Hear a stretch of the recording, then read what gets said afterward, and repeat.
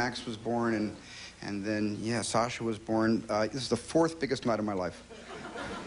Mr. Spielberg, unlike films like Jurassic Park or E.T., this film may not be as easy a sell to the box office public.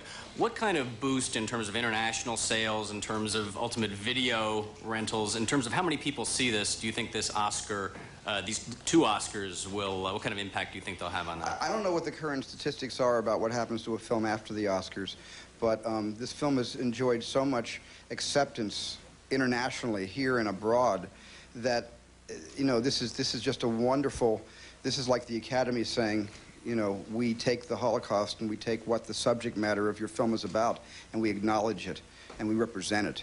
And that's our reward. But do you think it's going to give it an additional boost in a way that you'd like? If it does, it's great. All the money goes to Holocaust charities, so the more people see the movie, the more the Holocaust causes are benefited.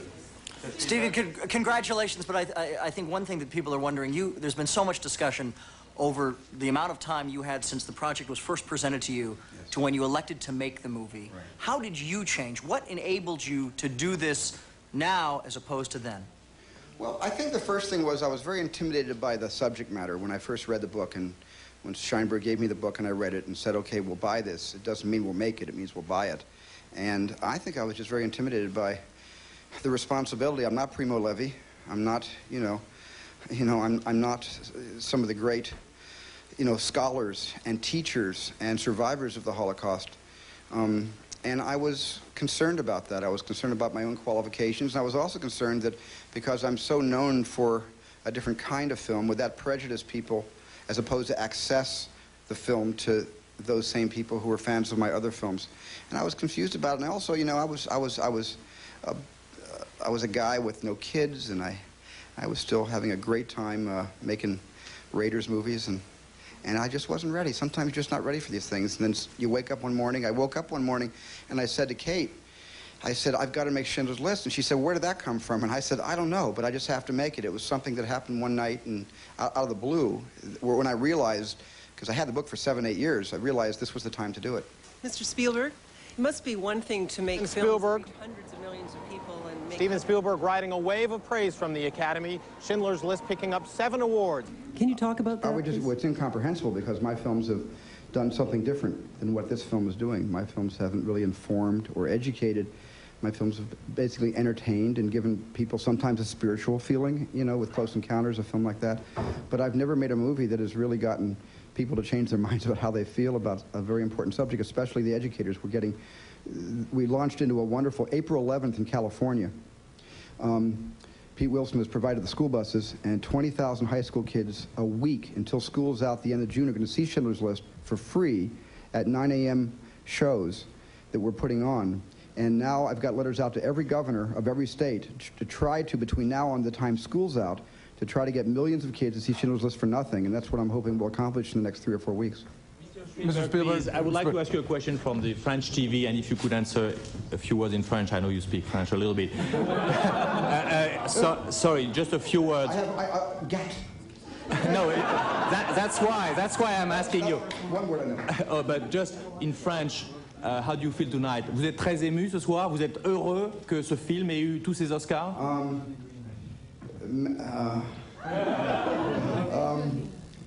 I feel magnifique. I feel je suis heureuse. Je le regrette. I am not a good speaker of French, but... What would you say today to the people who see your film, and especially to the people in Europe, so that there will be no more such Holocaust, like I think about Yugoslavia? What do you say to the people tonight? Well, one movie and one book or one essay or one television documentary is not going to make as big a difference as needs to be made simply by people turning around and saying, I volunteer to look at what happened. I volunteer to teach this in my classes. I volunteer to bring children to the camps, to bring them to Holocaust museums. And it takes more than a motion picture to get people to look at something which is almost indescribable.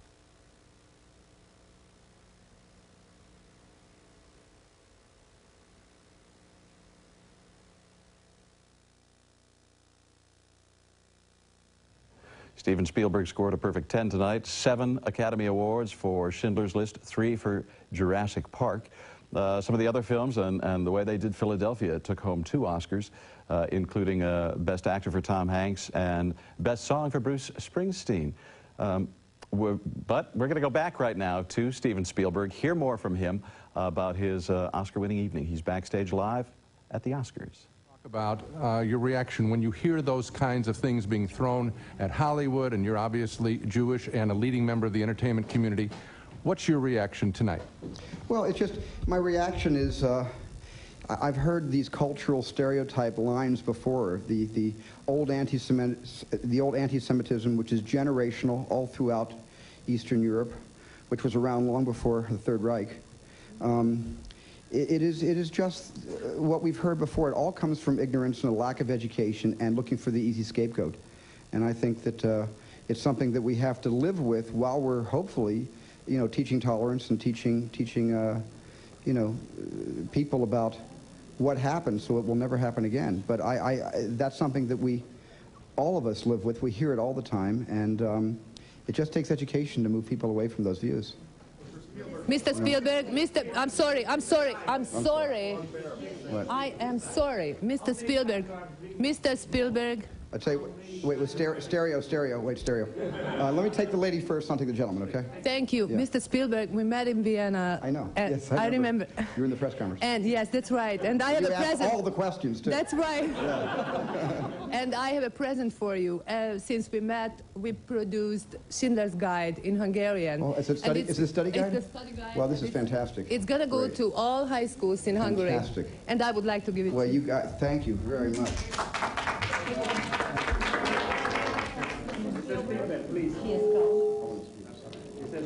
How many times you had dreamed this moment, this night in your life? Well, I have a great imagination, so I've dreamed this moment many, many times. But I actually had reconciled my life. I had actually reconciled my life not to, I mean, in other words, I could have dealt with never winning an Academy Award because I had practiced dealing with it for the last 12 years. So this was a wonderful honor tonight. If I hadn't have gotten it, I probably would have been shattered. But, but I have been in these boats before, and I've been nominated before. This is, I think, my 4th nomination, and it's just great to win. I mean, it's just wonderful to win. I think all of us feel that way. Mr. Spielberg, Jurassic Park won 3 Academy Awards. How was it possible to be in post-production on dinosaurs while you were filming Auschwitz? Well, I really wasn't on post-production on Jurassic Park during any of the Auschwitz scenes. Matter of fact, we scheduled some of the satellite transmissions between Poland and San Francisco. This wasn't the editing, this was just the CGI dinosaurs I had to approve when they came off the line. And we tried to schedule those on days that I wasn't miserable. And I mean, I was miserable for so many days in this picture. And when I had to see a dinosaur, I cussed the dinosaur up the tail and down the neck. I mean, I was not happy to see it, but I was happy later to know that Jurassic Park was a big hit. Yeah. I have a very good friend whose mum was on Schindler's List, and she was just telling me how healing it was for the whole family. I wonder how gratifying it is for you to hear that this has had a deep healing effect throughout the world. Well, it's wonderful. It's wonderful. It's had a healing effect throughout the world, but I hope healing doesn't mean I feel good now I can forget, you know. I hope that healing means, you know, I'm glad that somebody's telling our story. I've had many survivors come up to me and say, thank you for telling our story, finally. But I'm preaching to the converted with the survivors, the people that I really need to carry this emblem of remembrance are the people who teach the children, you know, history and science and sociology. Yes? You had to figure out what your place was in this world. To Jurassic Park, this 10 Oscar. Change your life. The next program? Was it change my You, after 7 Oscar to the Schindler List, and the 3 Oscar to Jurassic Park is 10 Oscar. This is a good year for you. This is good. Really good. And I'll tell you how it'll change my life. I am going to actually be able to maybe log in 1 or 2 10-hour nights sleeping, which I haven't had in a long time. Yeah. Stephen, you said you had to figure out what your place was in this world. I'll be right there. I'll be right there. Go ahead. Yeah. We heard that you are bringing this film to Zagabria. Would you like to bring Holocaust to actual Holocaust? I would like to bring all the leaders of the three factions together to see the picture, just as you know, as a tribute to the memories of those who were murdered, and a tribute to the memories of those who continue to be murdered in this conflict. So I would very much like the film to be seen there. Mr. Spielberg, before making this movie, you said you had to find your place in the world. With the acceptance of the movie, do you think you found that? Well, I tell you, the thing that I found, which is wonderful, I mean, I've had it before, but this carries with it a different kind of respect. I glory and lust in the respect people have about the success of a lot of my films, but this defines success in a different way for me, in a way that is very personal, as Oskar Schindler was a personal story for me. And that this came with this movie, to me, is the miracle. I'm so happy this happened with Schindler's List and not with anything else. Thank you. Why did you choose Liam Neeson to play Schindler? He is Schindler. And if I knew Schindler, if Schindler knew Liam, he would have probably embraced the idea. Are you disappointed he didn't win an Oscar tonight? You know something? I don't think Liam expected to win an Oscar tonight. I think Liam expected Tom Hanks to win.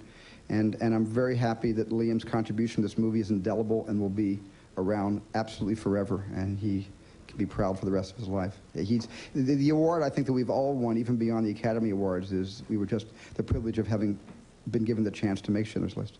Thank your wife for supporting you. Steven Spielberg himself, when talking about Schindler's List earlier, said that he couldn't have made this movie 10 years ago. I think what we're seeing tonight is his publicly coming of age. He did it, it appears as though he did it a long time ago personally. But now he's done it in his art form as well, and it's been nice to see. Our congratulations to Steven Spielberg, Best Picture for Schindler's List, Best Director as well. We have another Paula Poundstone party sighting, and Michael Kastner is now at the very exclusive Governor's Ball with all the award winners, except for Steven Spielberg, who's still backstage, happily meeting with the press. We'll join them both.